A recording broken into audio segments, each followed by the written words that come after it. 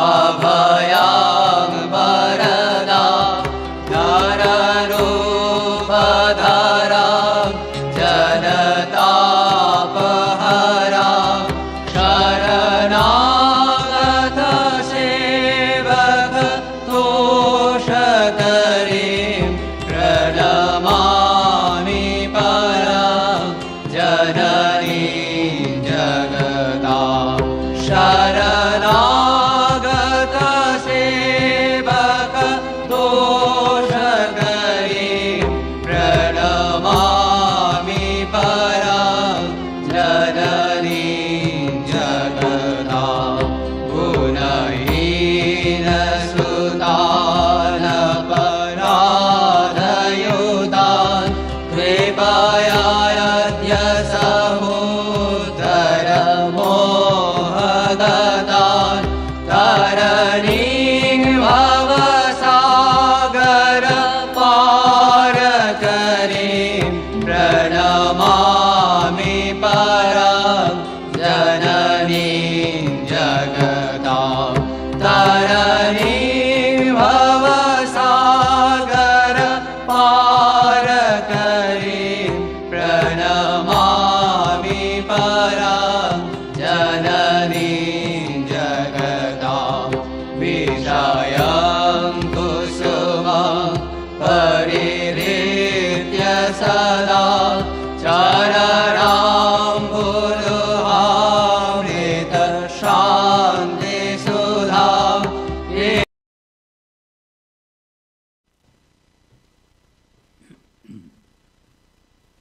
Bhadrang karnebhi shrunuyama devaha Bhadram pasyeemakshabhiryajatraha Sthirairangaestushtruvagam sastanubhihi Yasema devahitayadayuhu.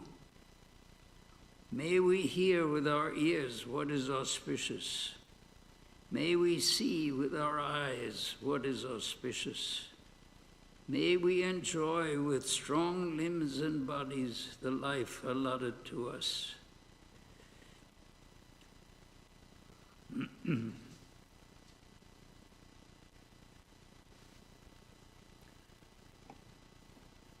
This morning's subject is Swami Vivekananda in Samuel Taylor's Park. Of course, Samuel Taylor Park is on the way to the Vedanta retreat in Olima. It's 6 miles from Olima along Sir Francis Drake Highway. And one of the reasons the retreat is there, or at least one of the factors that prompted the Swami who founded that retreat in 1946, Swami Ashokananda, one of the factors that prompted him was that it is very close, relatively close, to a place where Swami Vivekananda, who was Swami Ashokananda's teacher and guru, where he spent about 2 weeks in 1900 on his second visit to the United States. Now, in order to put it in context, really one should have an idea of the general situation that was being demonstrated at that time, at the time that Swami Vivekananda came there, and his own role in all of this.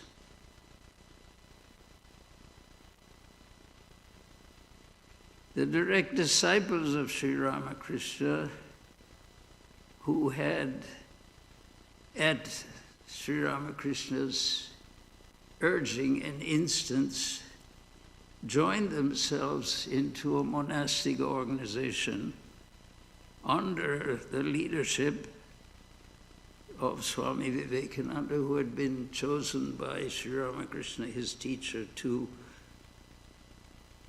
keep those young disciples from simply returning home and engaging in a traditional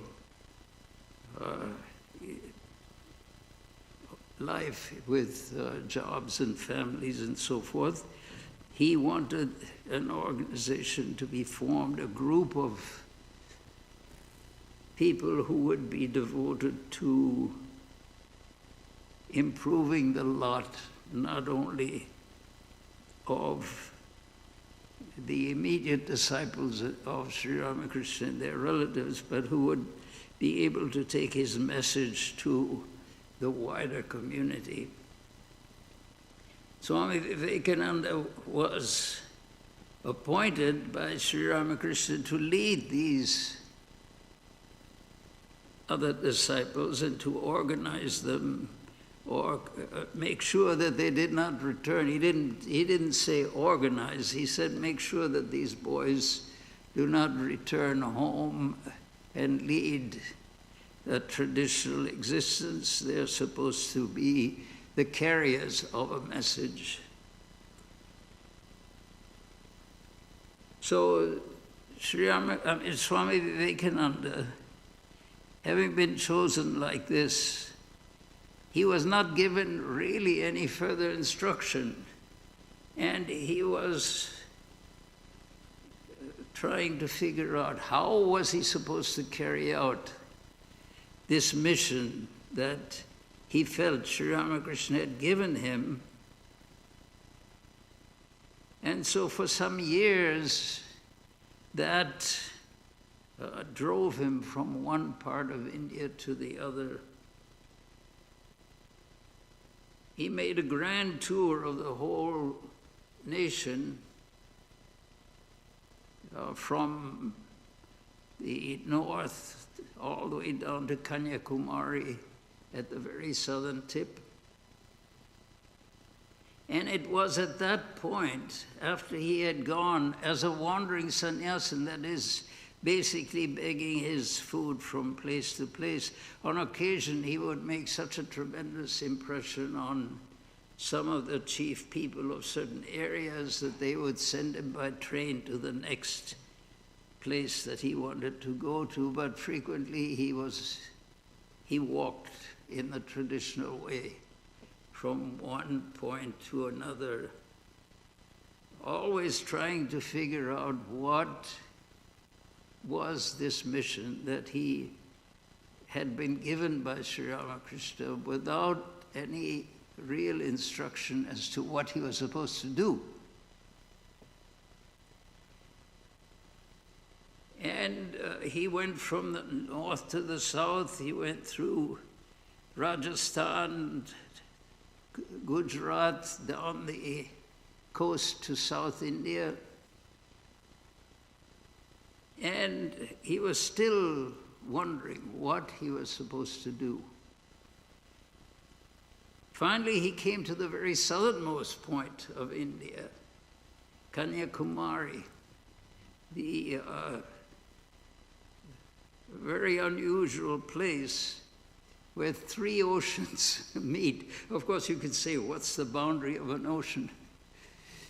The Indian Ocean and the Bay of Bengal and the Arabian Sea come together at that point. Or come together means there's no boundary, but the general characteristics of that place are that it's extremely windy, and the waves, the water is extremely turbulent.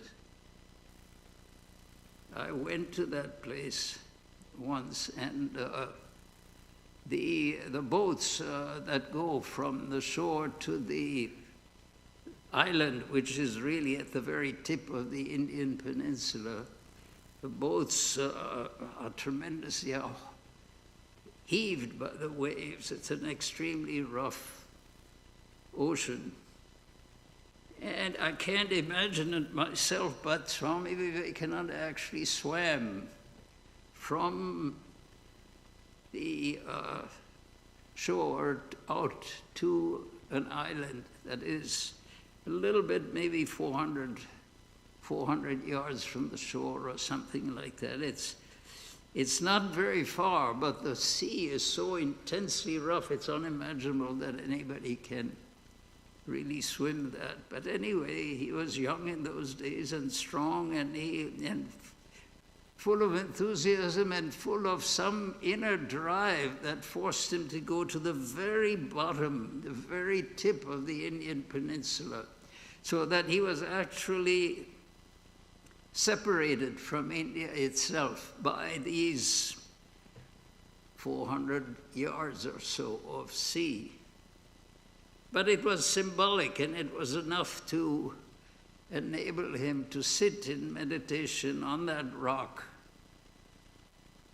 and contemplate the vast past of the Indian civilization, the grandeur of the Vedic age and the Upanishadic age, and the problems of the present day. Of course, India had all sorts of problems in those days. And sitting there, as he himself said, on the last bit of Indian rock, looking back in his mind's eye, the whole subcontinent of India was spread out before him. It's a triangle that comes together at Kanyakumari. Highly symbolic place, truly wonderful place.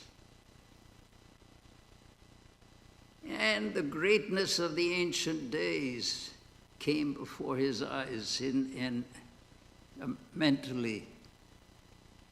And the miseries of the present times also. And what was to be done? It was at Kanyakumari, sitting, as he said, on the last bit of Indian rock, that this idea came to him of how to carry out Sri Ramakrishna's charge, Sri Ramakrishna's plan, which had never been revealed to him, but except for the fact he knew there was such a thing. And it was his responsibility to find it. That really was why he traveled throughout the whole continent of India. Starting from Calcutta, he went up to Rajasthan and down into Gujarat and all the different areas until he finally came to Kanyakumari. And at that point, he felt that he could contemplate something, or might be able to reach some clear idea of what Sri Ramakrishna expected him to do, what was to be his mission. There was no doubt in his mind that a mission had been given to him, but he had not been told at all what it was. And it is at Kanyakumari that this idea became clear. He remembered his trip throughout the country, in which, of course, he had mostly been walking or getting rides short distances. So he had an intimate acquaintance with the whole of the nation.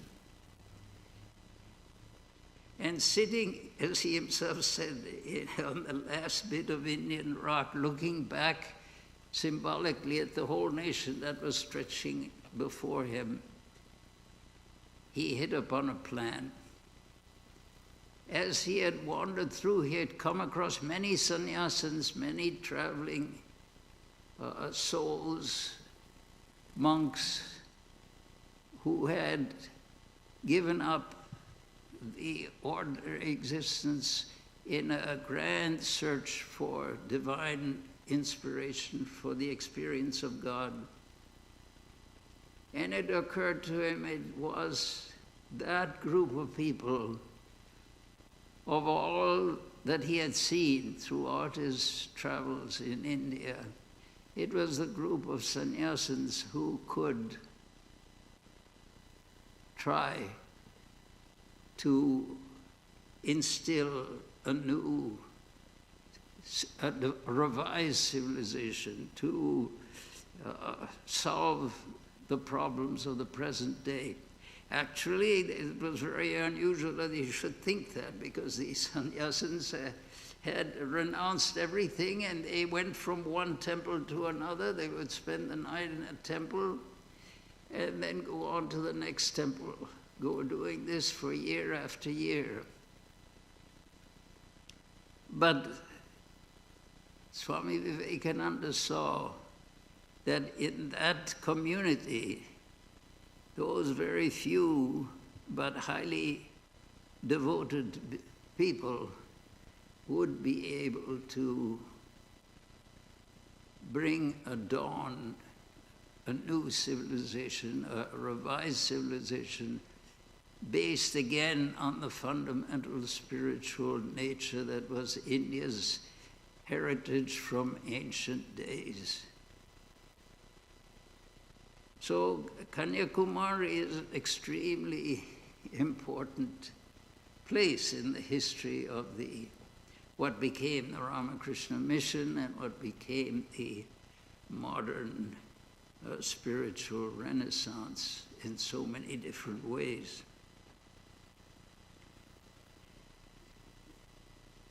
And as part of that sojourn throughout India, one aspect was that he was looking for ways, practical ways of starting what he knew Sri Ramakrishna had, the responsibility that he knew that Sri Ramakrishna had placed upon him, but without instructions how to carry it out. So as he went through from one place to another, he would discuss this with some of the people that he met. And the people in Chennai were enthusiastic. They understood the greatness of the Swami because he was so manifestly a magnificent personality, a great embodiment of spirituality, and with a great ability to teach it. So they became very enthusiastic to support him in whatever he would do to try to put this obligation into action. Now, at that time, there was a great stir all over the world, because from Chicago there had come a call to all, literally, or you could say to all nations. I mean, the people who organized the first Parliament of Religions in 1893, they had sent invitations all over the world. So many people in all different sections of humanity understood that there was to be a great spiritual gathering in the city of Chicago.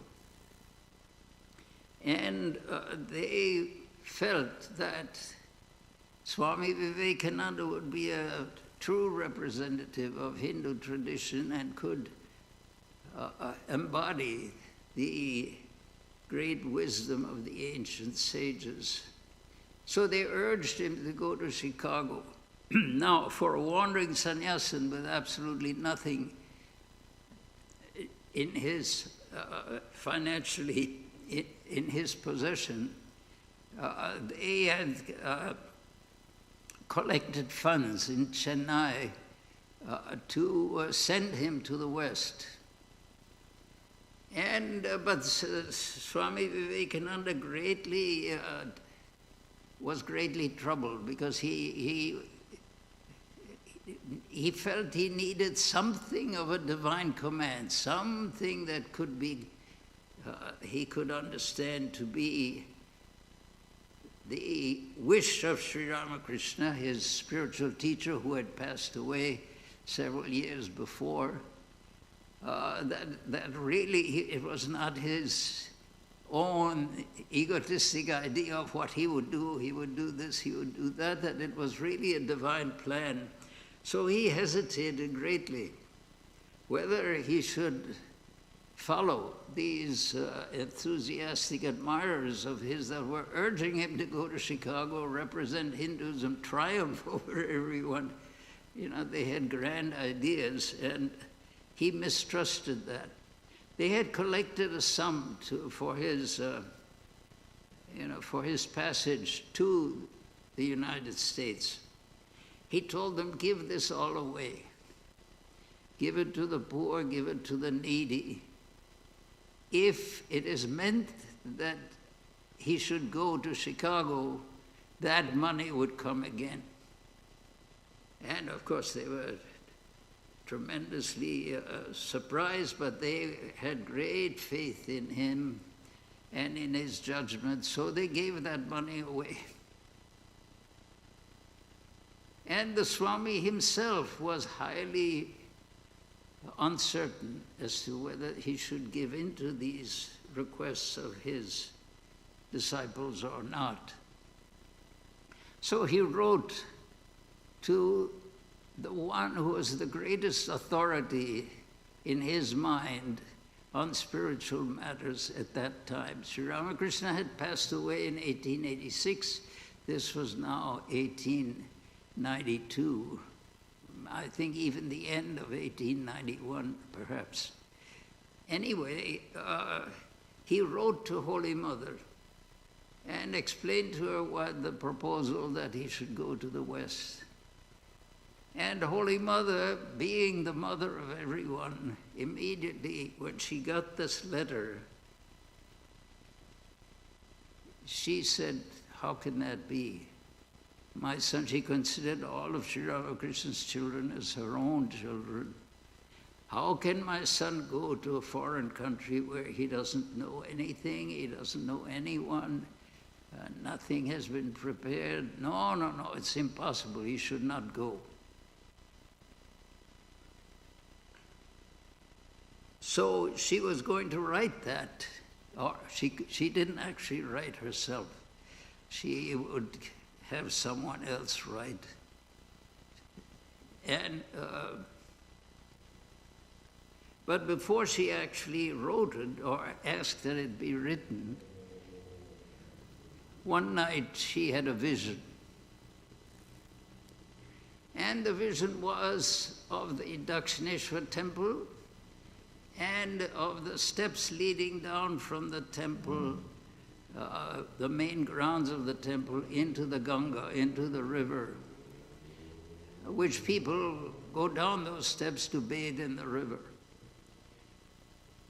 And in her vision, she saw all people assembled, but at one point she saw Swami Vivekananda in her vision come down the steps of that ghat go into the river and take the water of the Ganga and I forgot one crucial thing. The first vision she had was of Sri Ramakrishna running down those steps. And he ran down the steps. There were people bathing all around. He ran down the steps, entered the waters of the Ganga, and dissolved in those waters. This is a vision now. This is not something she physically saw. In her vision, she saw Sri Ramakrishna's body dissolving in the waters of the Ganga. And she was totally surprised, totally amazed, utterly unsure as to what was going on, why this was being shown to her. Just a few minutes later, she saw Swami Vivekananda running down those steps, those same steps. This is all his vision, her vision now. He was running down the steps, getting into the water, the Ganga, into which Sri Ramakrishna had gone and into which his body had dissolved in her vision. And Swami Vivekananda took handsful of that water and spread it upon the myriads of people who were there bathing in the Ganga at that time. So this water into which Sri Ramakrishna had dissolved himself, remember, this is all a vision. This is not, she didn't actually see this physically. But she saw Sri Ramakrishna dissolved in that water, Swami Vivekananda taking that same water and sprinkling it over everyone who was bathing there. It was such a surprising, amazing vision that that changed her response to Swamiji's request as to whether he should go to the West. And she sent him her blessings. No, my son, it is meant that you should go. And he went to the West, and actually what he did was he took the waters of spirituality and spread them all over, even as far as San Francisco, California. So that, if you can imagine that Holy Mother had that spiritual vision which convinced her that this was not just a simple request of Swami Vivekananda to attend the Parliament of Religion, that it was meant to be like that there was a large plan, a divine plan behind all of this. So she sent her blessings.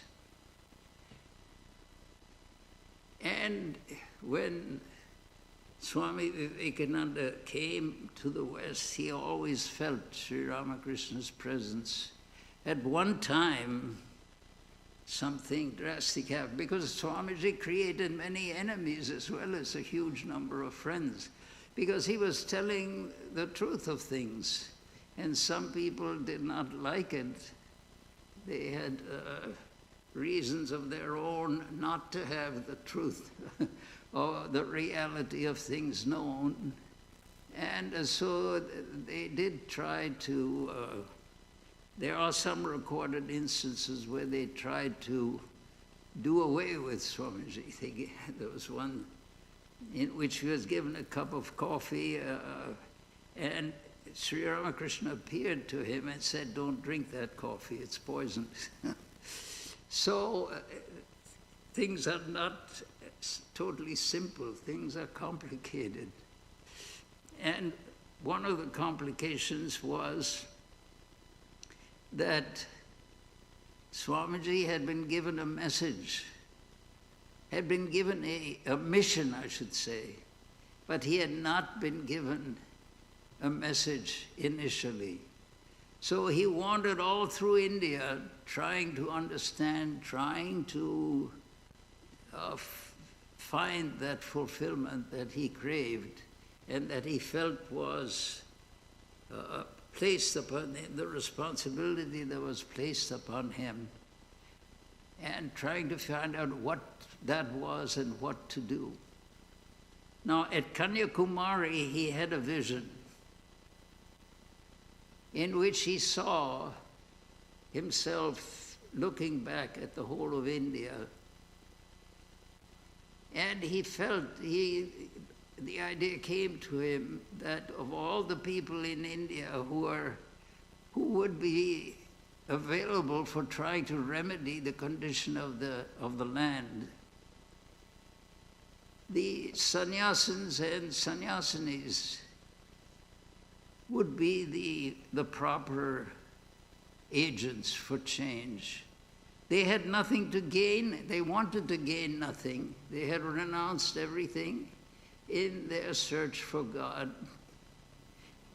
And the fulfillment of that search, his idea came, the fulfillment of that search for divine realization could come through public service, could come by trying to promote the fulfillment of everyone. One's own fulfillment produced by a tremendous desire for the fulfillment of everyone. So the whole idea of the Ramakrishna mission, that there should be an organization which would work for that purpose, to try to solve the problems of the multitude by that spiritual method. And Swamiji had the idea that in the beginning this could be just sannyasins, monks going to different villages and gathering people, because it was traditional. In the evening they would gather together and they would have spiritual conversations and singing and spiritual services. Why not combine that with a little of teaching of practical things? So he said, let them take what he called magic lanterns, slide projectors, and gather the people together and show them how to improve their everyday lives. Not just the spiritual. The spiritual teaching was natural to them and would happen anyway. But he felt the idea to that should be added an introduction to modern life, modern society, modern methods, in order to improve the everyday condition of the people, to remove poverty and to grant that ability to everyone in the land. So let these monks move around among the villages and provide that service as well. It was totally revolutionary idea as far as India was concerned, because the monks used to come and sit in the villages and hold discussions on spiritual topics. And so Swamiji said, let them add to that some slide projection of things in the modern world, some instruction in how to live a more productive life, a more successful life. So the whole of the Ramakrishna mission tradition, which has now been very much emphasized for ever since those days, was started in Kanyakumari at that time. Now, something else was started. That was for the benefit of India, but for the benefit of the rest of the world, something else came. That there would be, Holy Mother had this idea, she had a vision in which she saw that there were many people were her followers, her disciples. These people were not of Indian origin. There were people, there were Europeans and Americans. She saw that long before. And when Swami Vivekananda requested her for permission to go to the West, that idea also surfaced again.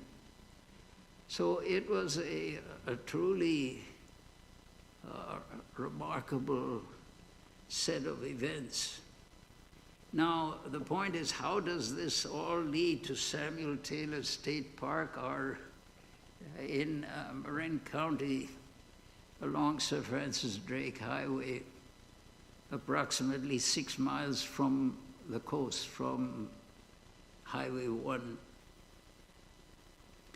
When Swami Vivekananda was in the San Francisco area, just before he left, he felt he needed some time of quiet. He had worked very hard in San Francisco and Alameda and Oakland and this whole Bay Area. He used to cross the Bay quite frequently to give lectures in different parts of the Bay Area. And it was now time for him to go back. And but he had not really achieved fully the quest that for which he had come to America the second time. On the second voyage, he had come principally for his recovering his health, which had been quite damaged by extreme work in trying to establish and spread his ideas in India. So the suggestion was that he should go to a park in actually a camping area in Marin County under the redwoods of California in a very relatively secluded place. There's of course a road going through there, but there's no village within miles of there. So he accepted that invitation, and with 6 disciples, he spent, so we don't know exactly when, but he went there on May 2nd of 1900.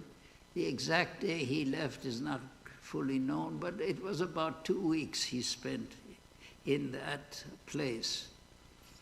And if you've been to our retreat in Olima, you know that it is, if you go 6 miles farther on Sir Francis Drake Highway, you come to the village of Olima. And our location, I mean, the purchase of that land in 1946 was, in that location, was, one factor was that it was close to the place that Swami Vivekananda had spent more than 2 weeks in. And if you go there now to that place, you can, of course, it's a state park, but reservations can be made. There's a campground there. And in the year 2000, we actually rented or got permission to use that one camping area where Swami Vivekananda had himself camped. And we had a program there. Program means the actual program was at Olima, but we would go, people would go by the busload. We had hired a bus, and 45, I think, people at one time could go from Olima to Samuel Taylor State Park.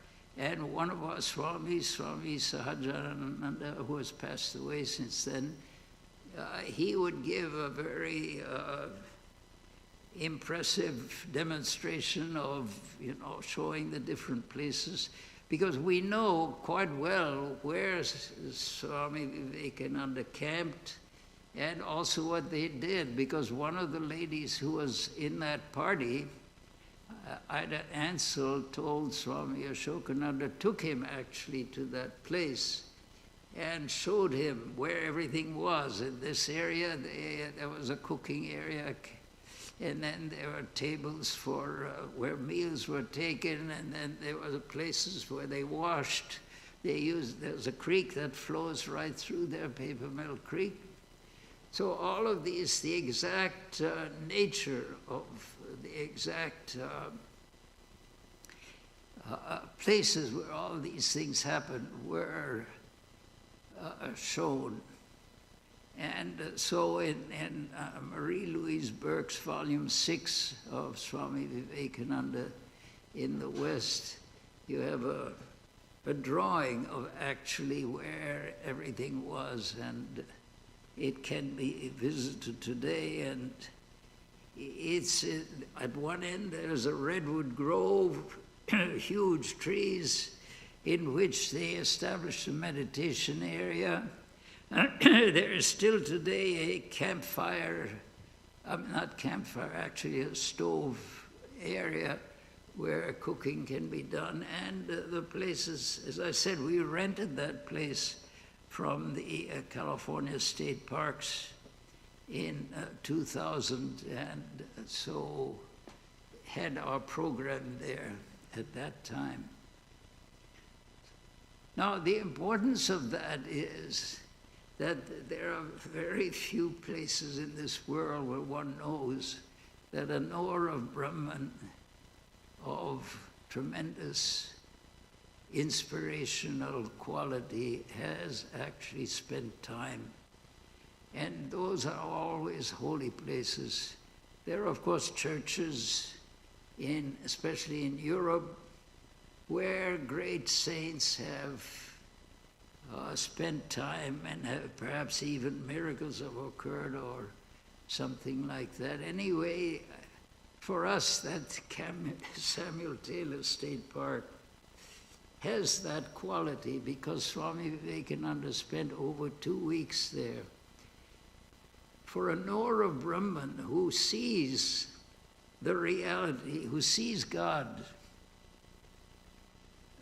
day in and day out, who is not searching for God, but who is actually realizing that reality.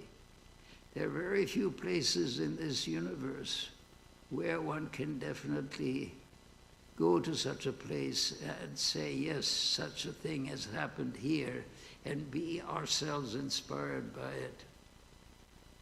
So, as I said, in the year 2000, we had a ceremony. I mean, not so much a ceremony, we had a guided tours in, it's a small place, so we hired a bus from Olima. There was a program in Olima where people would, there were talks and maybe some music or whatever.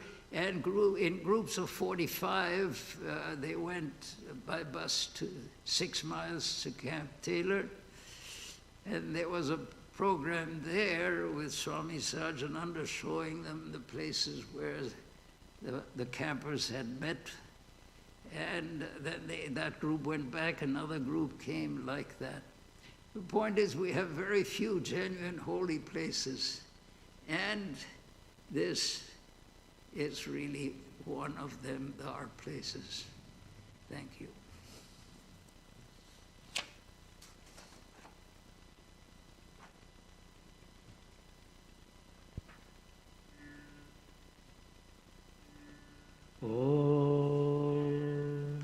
स्वस्ति प्रजाभ्यः परिपालयन्तां न्यायेन मार्गेण महिं महिषाः गोब्राह्मणेभ्यः शुभमस्तु नित्यं लोकाः समस्ताः सुखिनो भवन्तु काले वर्षतु पर्जन्यः पृथिवी सस्यशालिनी देशोऽयं क्षोभरहितः ब्राह्मणाः सन्तु निर्भयाः ॐ सर्वे भवन्तु सुखिनः सर्वे सन्तु निरामयाः सर्वे भद्राणि पश्यन्तु मा कश्चित् दुःखभाग् भवेत् ॐ शन्नो मित्रः शं वरुणः शन्नो भवत्वर्यमा शन्न इन्द्रो बृहस्पतिः शन्नो विष्णुरुक्रमः नमो ब्रह्मणे नमस्ते वायो त्वमेव प्रत्यक्षं ब्रह्मादि त्वमेव प्रत्यक्षं ब्रह्म वदिष्यामि कृतं वदिष्यामि सत्यं वदिष्यामि तन्मामवतु तद्वक्तारमवतु अवतु माम् अवतु वक्तारम् ॐ शान्ति शान्ति शान्तिः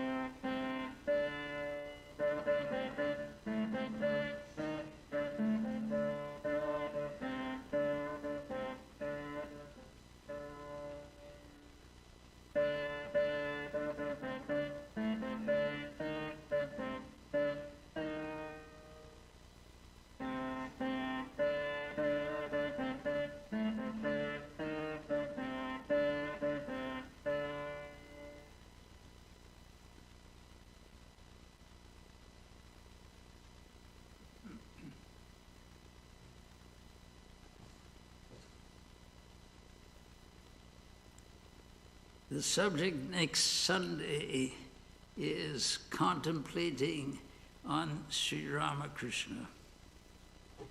Child care is provided during our Sunday lectures.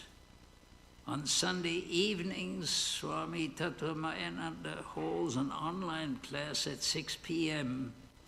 on the foundational texts of Indian philosophy.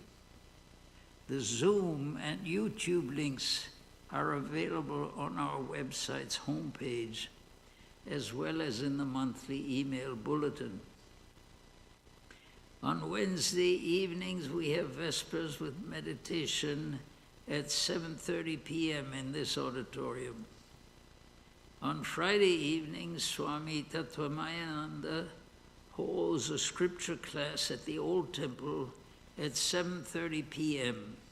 Please use the auditorium entrance on Filbert Street. The current text for study is the Bhagavad Gita. This class is also streamed on YouTube and Facebook. You and your friends are cordially invited to attend all of our services. After this lecture, there will be a question and answer session in Vivekananda Hall, and all are welcome.